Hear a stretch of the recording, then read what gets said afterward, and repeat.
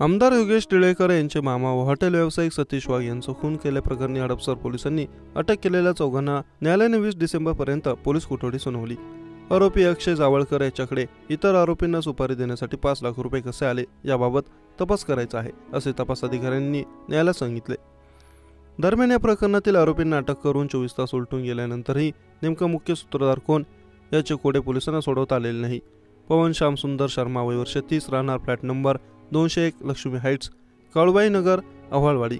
नवनाथ अर्जुन गुरसाळे वय वर्ष 31 राहणार अनुसया पार्क गणेश नगर डोमखेल रोड वाघोली मूळ राहणार बीड।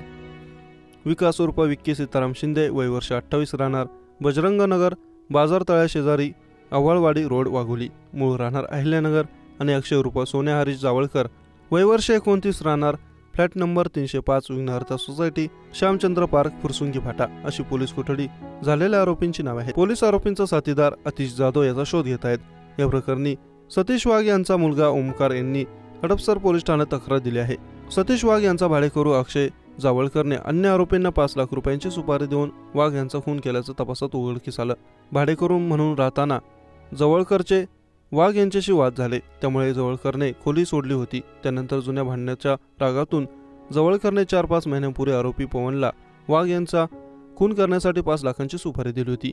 पवनने त्याचे साथीदार नवनाथ गुरसाळे विकास शिंदे यांनी संगनमताने खुनाचा कट रचला। सतीश वाघ 9 डिसेंबर रोजी सकाळी 6 वाजता मॉर्निंग वॉकला गेले असता त्यावेळी आरोपींनी वाघ यांचे मोटारीतून अपहरण केले आणि त्यांना सासवडच्या दिशेने घेऊन गेले। त्यानंतर चाकूने वार करून त्यांचा खून करून मृतदेह उरळी कांचन परिसरात शिंदवणे घाटामध्ये फेकून दिला होता।